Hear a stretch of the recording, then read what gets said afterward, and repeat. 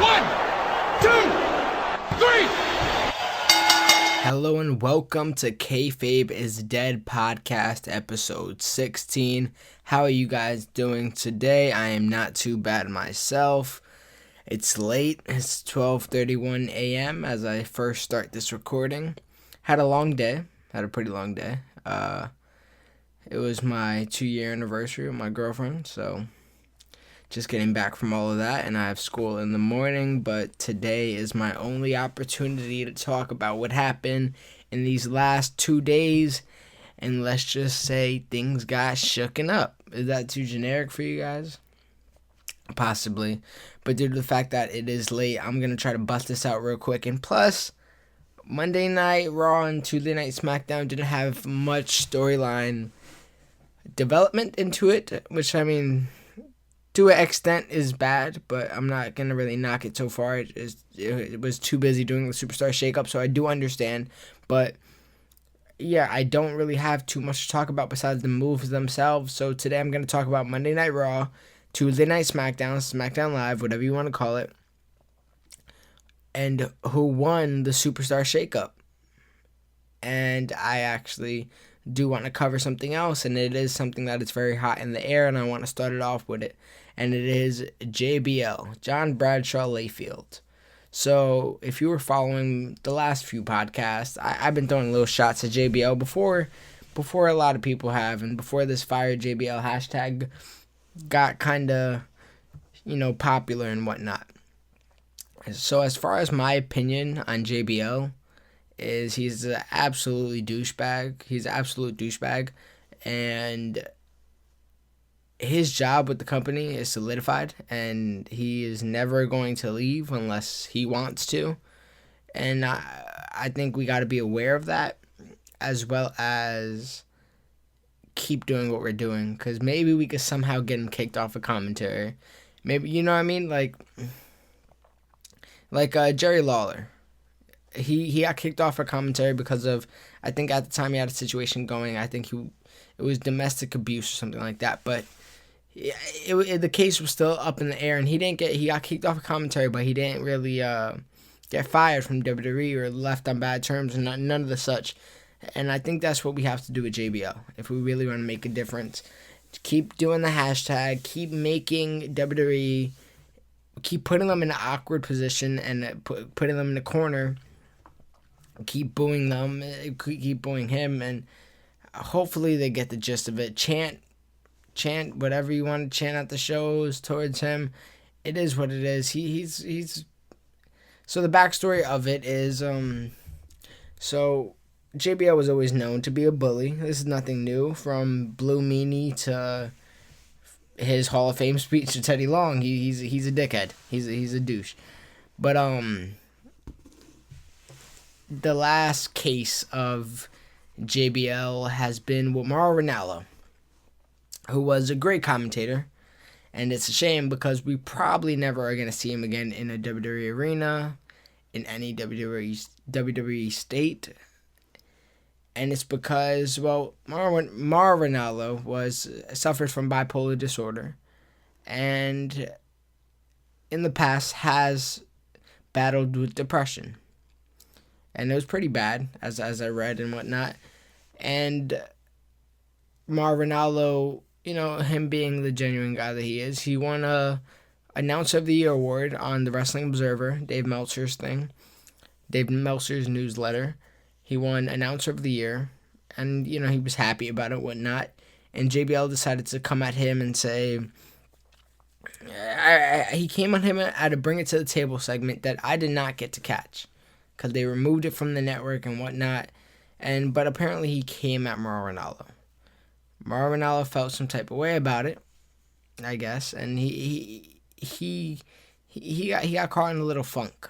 And this funk did not improve as JBL, the sweetheart he is, tweeted at Mauro Ranallo after he didn't make it to the SmackDown Live show, the day of the big storm in the northeast of America, saying, all the other announcers made it, everybody else made it, how come you didn't, claim to be announcer of the year, blah, blah, blah. And this did not help Mauro Ranallo's condition at all, as it seems that he's just really, really in a funk now.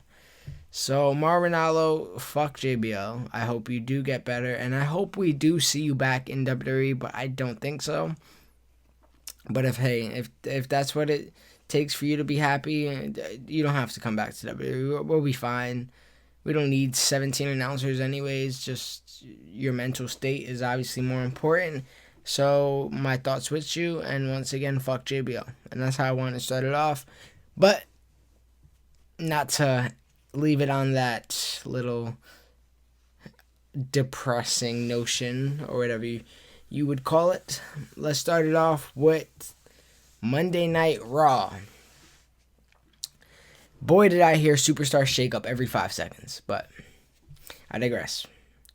It started with the first Superstar Shakeup, Miz and Maurice. I'm kind of sad about this, because I really feel like they could have stayed on SmackDown, and I don't see how much they could benefit being on Raw. Hopefully, the booking for Miz and Maurice are still great, and Miz and Maurice still get the time to prove why they are so great.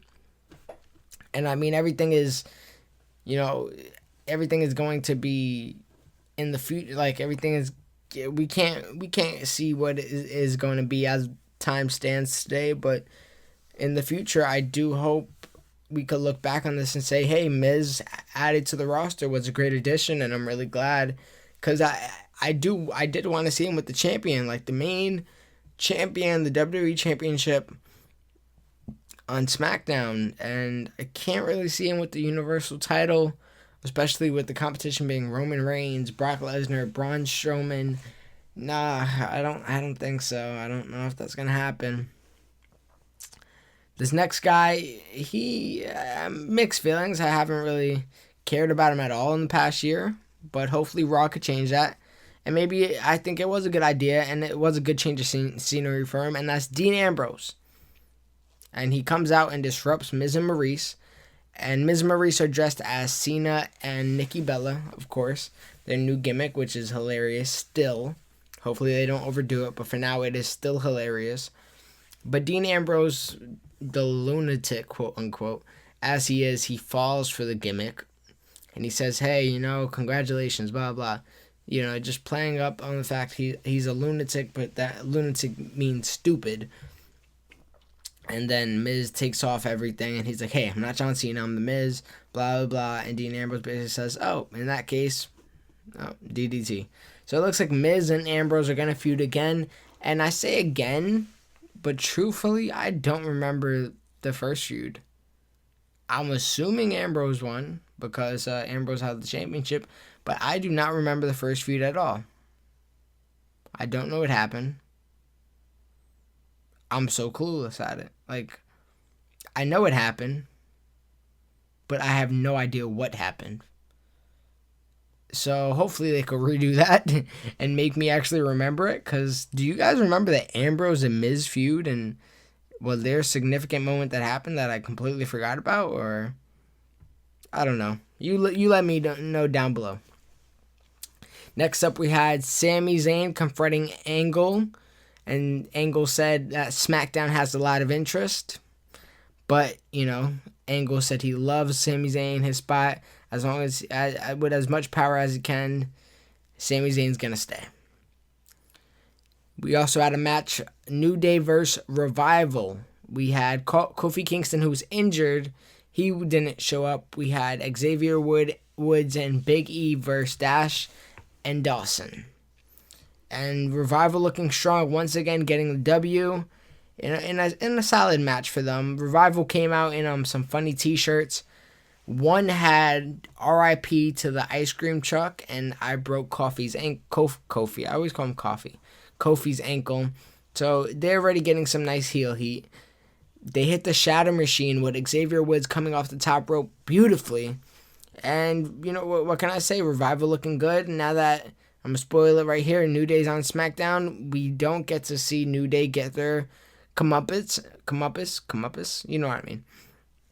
So it's even better because that gives a chance for Revival to just. I think you should have them beat some tag teams.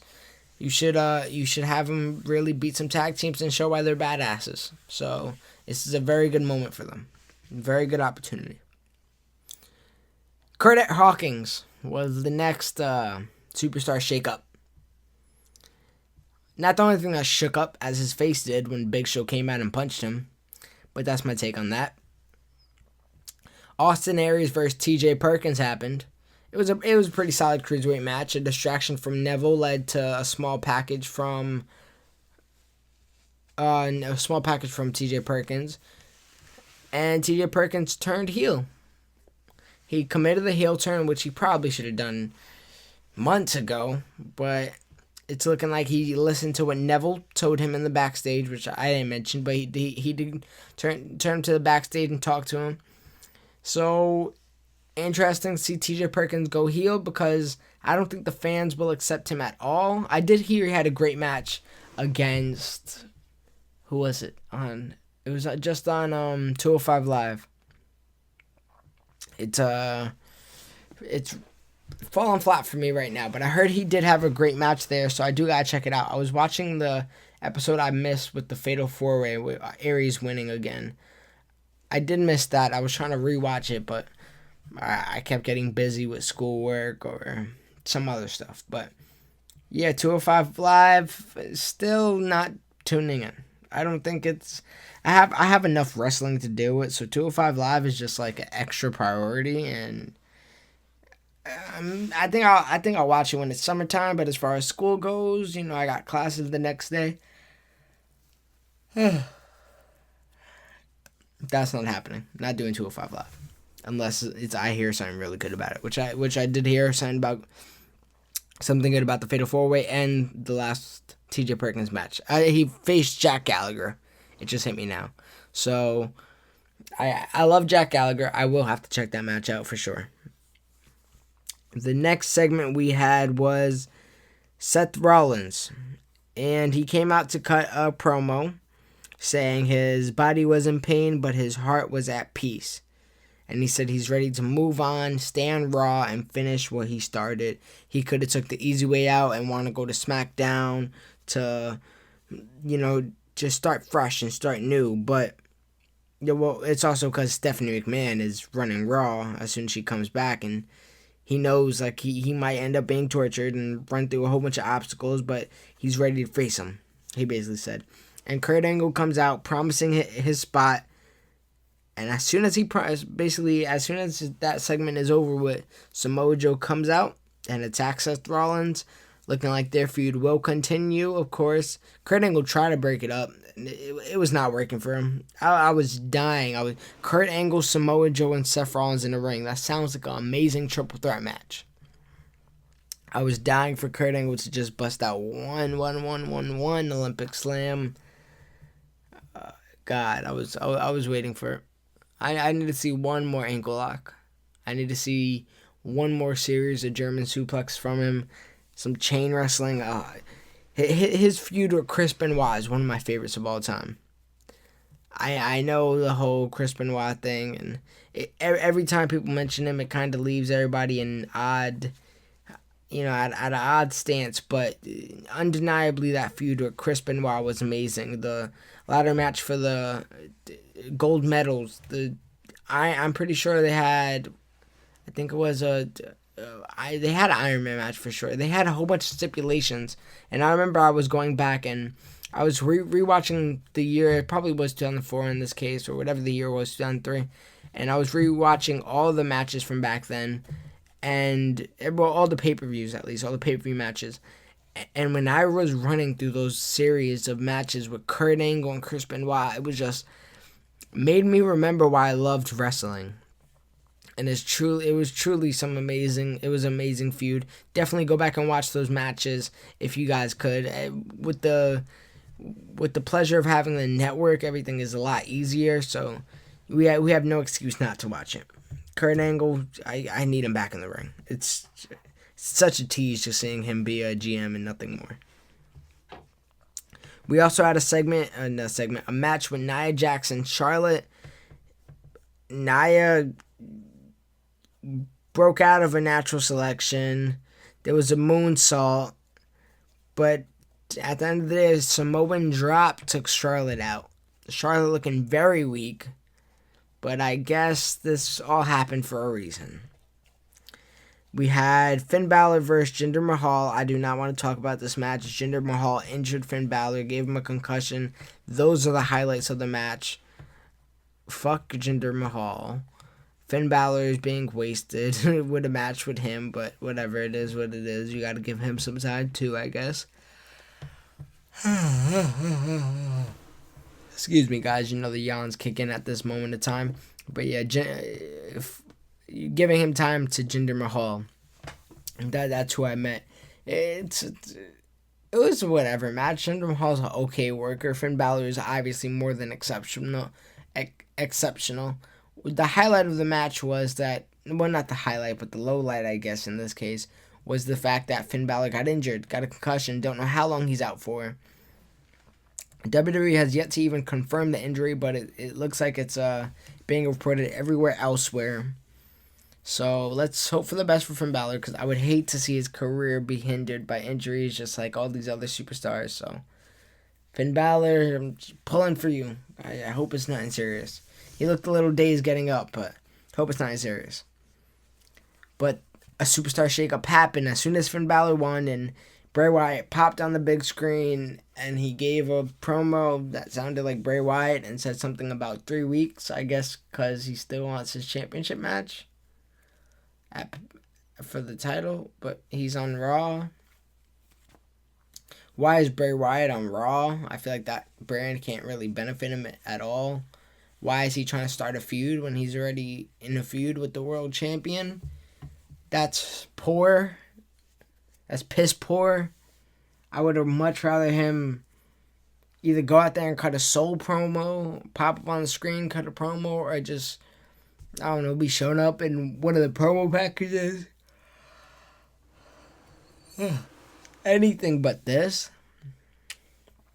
I would love to see a feud versus Balor and Wyatt, but Balor's gonna win, who I think should win, and Wyatt needs a win, so something needs to change with the Wyatts. Well, I guess Bray Wyatt, because he lost his family once again, so now we're gonna have to deal with another Eric Rowan return, and Eric Rowan's gonna get a singles push. Like, how is this all happening? But let me test the waters. Let me hope everything works out good. I don't know. I'm not going to freak out yet. I'm not going to jump off the ship just yet. But Bray Wyatt on Raw, not feeling everything that happened with his part today. This week, I should say. So, very interesting. Not in a good way. The Miz had a match with Sami Zayn. Zayn won. There you go. All the matches on Raw were pretty bad, in my opinion. I don't think there was any great matches or even any good matches. Obviously, Sami Zayn versus Miz was good because Sami Zayn, but that's not really it was nothing remarkable, nothing special. But what was special, and the best segment of the whole day, Roman had a backstage interview with Michael Cole. Doesn't look like he's turning heel, by the way, so fuck. Damn, I'm cursing a lot today, but oh well, I'm tired. I don't have my eyes open right now as I record this. I'm about to start talking real fast. But Roman Reigns had a backstage interview with Michael Cole, talking about him retiring The Undertaker, and Braun Strowman comes and absolutely destroys him. Beat him to a pulp. They put him on the stretcher. That's not enough. Braun Strowman throws the stretcher down. I don't think it was a flight of stairs. I think he just threw him off damn near a cliff. So, yeah. Very risky move, I would say. Roman Reigns could have landed in a very bad position, but I guess they went for it. Not the only thing they went for, as they put him in the ambulance truck. And that's not enough. Strowman keeps attacking him. Ambulance truck is about to pull off. That's not enough once again. Braun Strowman flips the ambulance truck. This guy is something else. And this was one of the best segments of Raw all year. And me describing it is not enough. And you should watch it for yourself. It already has over 4 million views on YouTube from Braun Strowman. So definitely watch it for yourself. They claim that Roman Reigns had internal injuries and a possible separated shoulder. So maybe this is the way they're going to keep him out of the picture for a while. Which I think we all need. We all deserve. And what we will get.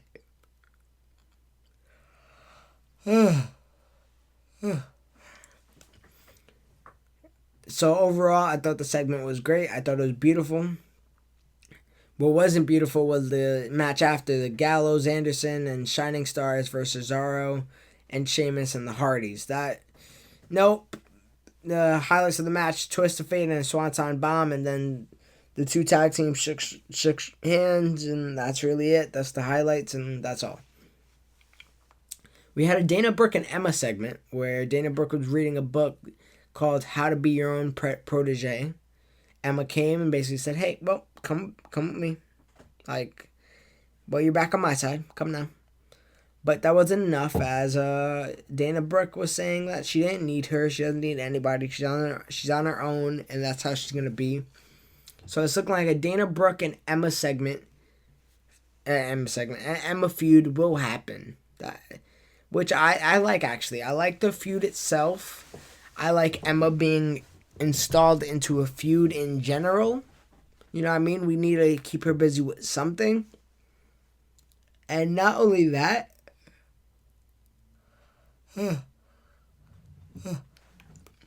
I think I have a pretty good idea, or I got a good pitch of what they could do with Emma. Because every time you mention Emmalina around Emma, she gets a little disgusted almost. And I would say pitch a character like if you've seen the movie Split with James McAvoy that came out this year, directed everything by M. Night Shyamalan. If you have Emmalina and Emma be two different personalities and two different people almost like they did with Kane, with Mask On Kane, Mask Off Kane, when he was corporate. Something like that, and you have maybe Emma be a totally different character than Emmalina, and show really her versatile range. And when you need a face, you go with Emma. When you need a heel, or go with Emmalina, or vice versa, whatever you want it to be. I think it could really boost Emma's stock, and it could really work out, and really be something different that we haven't seen, at least not that I recall. Obviously, I said the Kane thing, but that wasn't even as fluent as I would have hoped and would have expected for me pitching that idea. So I would like to see that.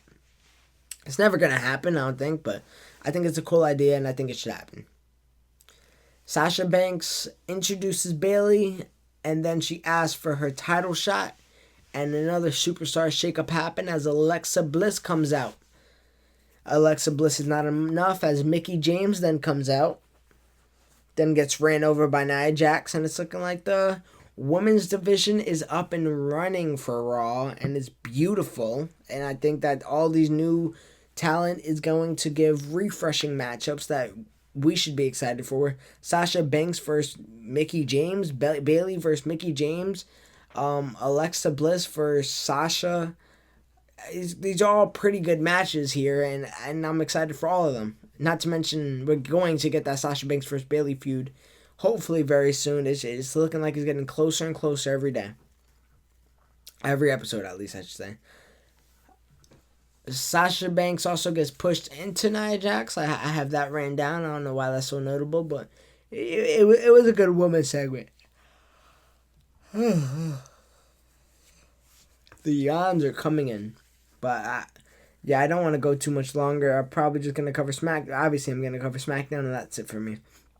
Then the main event of the day was champion versus champion, Kevin Owens versus Dean Ambrose. A pretty exceptional match, I would say. Nothing crazy, though, of course. And we had Kevin Owens lose clean. Then Jericho come out and beat Kevin Owens' ass with the code breaker. what does this do for Kevin Owens? I don't agree with these superstars who are going to be just shifted to the next brand the next day. So let's give them a loss to begin with, to end their semester, their year with Raw, or vice versa, the brand itself. I don't like that. I think if you're going to have them come into a new brand, they got to look stronger than ever, and they got to look like they could actually make a difference in themselves. Not only that, that's another thing I should complain about. The Superstar Shakeup, right? This whole Superstar Shakeup. I pitched the idea last week that we should have 2 GMs in the back and have them basically work out some trades and whatnot and figure out the value of these people. And it could also make for some great entertainment and great comedy segments. They could have started off with Kurt Angle and Daniel Bryan saying, "All right, I think we got something good here." Or Daniel Bryan, for example, when Miz and Maurice got traded, he could be begging. He's like, "I got these 2 people I'm trying to get rid of. Please offer me something for them." And then they find out who it is. They come out and introduce themselves, and it's Miz and Maurice. I would like that. I thought that was a cool idea, but no, this whole sporadic, just superstars showing up everywhere. It's corny. It's cheesy, and it's very poor, and it's very unthoughtful, and it's just terrible. More people that got shooken up and went to Raw: Apollo Crews, Heath Slater and Rhino, Kalisto, who's good, he's on the Cruiserweight division, and the Drifter, who we did see during the tag team match, just keep in mind. Now for SmackDown, we had it starting out with the first shakeup of the day for the Blue Brand, Kevin Owens. Obviously, I knew they were going to trade champions back and forth, so they got Kevin Owens, who, I mean, he could succeed monumentally on SmackDown. So I'm very excited to see him on SmackDown. Not only him, but we had Sami Zayn, who at first I had mixed feelings about this because I think they should be on separate brands so they could avoid the matches together, because that feud is something that is just gold and never even needed the gold around it to be a feud. But I feel like with proper build-up, you could just keep having those matches and have a new story being told, just not if they're on the same brand. At least every so often. Like, they've been on the same brand since the brand split. So I don't know how I feel about that. But we had a segment where KO, he comes out talking about why Canada's better than... He did the whole, my nation's better than yours. He said why Canada is better than US and whatnot. Corbin then pops up. He says, I beat Ambrose and Ambrose beat you, so that leaves me with wanting that US title shot and to take the belt from you. Then that's where Sami Zayn came out, and that's where the phenomenal one AJ Styles came out and cut a very face promo once again. He says something about, I think, I forgot what it was exactly, but then he said, "No offense to you, Sammy, because I like you," or something of that such. And that's a very face move. So, but Shane McMahon went on to announce the triple threat match to have the number 2 contender for the United States Championship, because Chris Jericho is still the number 1 contender, and that match will happen at Payback. Basically inferring and basically just giving it away that Kevin Owens is going to win. They said that the winner will stay on SmackDown, and I guess the loser will go to Raw, but yeah, Kevin Owens is winning. Jericho's gone. He's going to be on his band soon, and Kevin Owens is definitely winning, because why wouldn't he? So it's going to happen at Payback. So I'm glad it's still on. We also had a match right after with Randy Orton and Eric Rowan. Not going to talk about this, because this whole feud has been a dud, and it's not looking any better. Wyatt and Orton is another match that's going to be at Payback, by the way. And we found this out because Wyatt appeared on the big screen. Actually, I think they announced it before. Yeah, they announced it before the match even happened. But Wyatt did appear on the big screen. And, the old, let me distract Randy Orton. As Randy Orton was getting his RKO ready. And this all led to Eric Rowan being disqualified for using some steel steps. Whatever, man, for real. Then we had Usos versus American Alpha in a very good match with a very short amount of time, but they made the time work, and it was a very good match with some good spots. Actually, more spots than what I expected. They had, American Alpha hit their bulldog from the top rope. The Usos broke out of that. Usos did a suicide dive that led into a belly-to-belly from American Alpha. I thought that was a sweet spot. A super kick and a splash, and Usos win. And this is when I was like, man, this is terrible, and this is not anything exciting.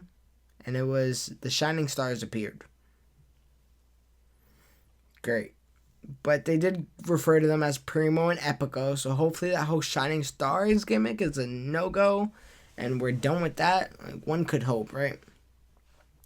I don't know. Why is all the gimmick tag teams on SmackDown? You know what other gimmick tag team is on SmackDown? The New Day, I'm very excited for. I don't know who they're going to face. I guess Usos, but I think New Day on SmackDown could benefit them hugely. And I want to see them take over as single competitions and have each other's back as managers. I would love to see them dominate the mid tier, and if they could get there, the top tier as well. So I want to see New Day do something else besides be a tag team, because we've seen that happen, and they can't do any more than what they did. They're the longest reigning tag team champions of all time. Congrats, but that's all you could do. You can't do anything more from there. So I think it's time to move on with that. We also had a Jinder Mahal versus Mojo Rawley match, and Grunk came back. Mojo won. Jinder Mahal is Brolic. Jinder Mahal is now on SmackDown. Yay. Whatever. I'm so tired. Shane O'Mac came out to discuss the women's division. Oh, I need to go to bed. To discuss the women's division. And the first woman to shake up the roster is a breed of a legend, one of the greatest of all time. Their father was a champion, a Hall of Famer, and it is Tamina Snuka, who I think is very good. I did like the little play they did, but I do think that kind of hurts Tamina Snuka, but whatever, I guess we'll see how it plays out. But the real one is Charlotte Flair, who is going to be great on the SmackDown roster. Put her in a feud with Naomi, eventually have her win that belt and have her dominate everybody, because she is great and she is awesome and she is amazing. Matches with Becky Lynch are going to be cool, even though we've seen it before. Matches with Naomi is going to be cool. Tamina Snuka is going to be cool. Who else do they have? Carmelo we haven't seen yet. Damn, put him against James Ellsworth. It doesn't matter what you do with her. She is gold. She is gold and one of the best talents in all of WWE. Another great talent in WWE is Nakamura. Shinsuke, whatever, Nakamura. Came out to this whole entrance. Well, after he interrupted Ziggler, of course, where Ziggler said luckily he wasn't traded, even though nobody was really looking for him. But Nakamura came out, interrupted him. Ziggler asked, who do he think he is? I'm Dolph Ziggler. Who are you? And Shinsuke simply replied, I'm Shinsuke Nakamura. Dolph Ziggler went for the super kick. Shinsuke caught it, pushed him down, hit him with that come on taunt. But Ziggler did not come on as he came off and rolled up the ring and called it a day. Another beautiful thing that happened, because I do think the Nakamura segment was beautiful. Another beautiful thing that happened and overall put SmackDown over the edge for me overall what overall, I like that, was the main event. Because they had a great triple threat match with Aaron Corbin, AJ Styles, Baron Corbin, and Sami Zayn for the United States title shot, contender, number 2 spot, contender, whatever you want to call it, because they're not really the number 1 contenders. I don't know. WWE is messed up right now. But a great match. They had vignettes playing before the match, and this match felt more important than the main championship. This match felt more important than every championship on the whole WWE roster that isn't NXT or Cruiserweight or European or whatever. It was just a great match.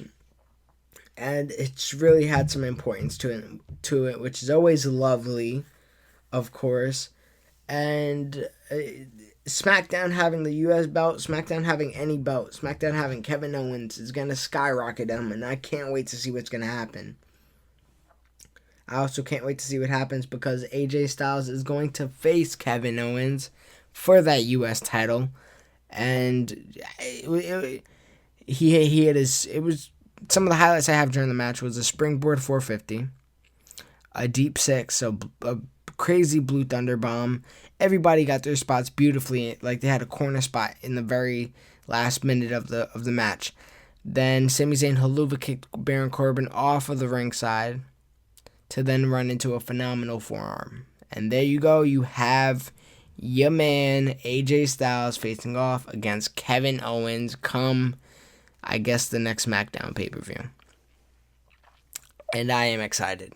This is a feud I've been dying to see, and this is why SmackDown won the shakeup and why everybody who got shooken up to SmackDown is in better hands, and that is including The New Day, not including Sin Cara. I do think they should have kept him on Raw, keep him in the Cruiserweight division.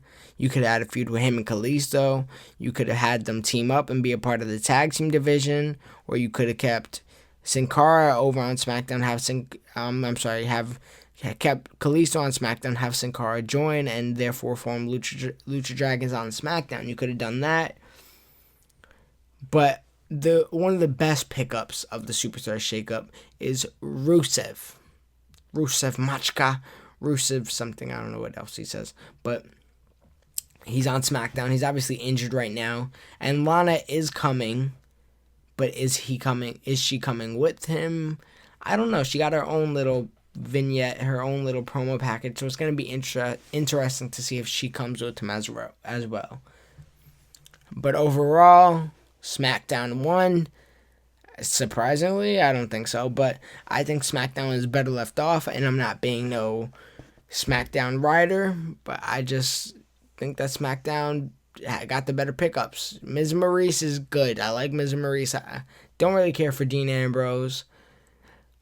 Bray Wyatt, I use whatever. But as far as the Kevin Owens, Sami Zayn, New Day, Rusev, I think those are all great pickups, and it was just enough needed to actually shake up the roster and make something spark. And I think it will, and I really do. So what did you guys think of SmackDown? What did you guys think of Raw? Who do you think won the whole Superstar Shakeup? What do you guys think of JBL? Hopefully it's the same opinions as I do. Let me know down below. I am exhausted and I'm going to get some rest. This will be up Thursday. Hopefully you guys will check out all my other podcasts because they aren't as tired as this, but I did want to bust one out for you guys. Pause. Before I don't have time to because I got work this weekend. I'm going to Philly Friday. Busy week for good night. Busy week for me. But with all that being said, guys, you guys have a good one. Like always, you can find us on iTunes, SoundCloud, YouTube under the name AllOfTheAboveEnt. Share, like, subscribe, do all that good stuff. Thank you guys for listening. I am signing out.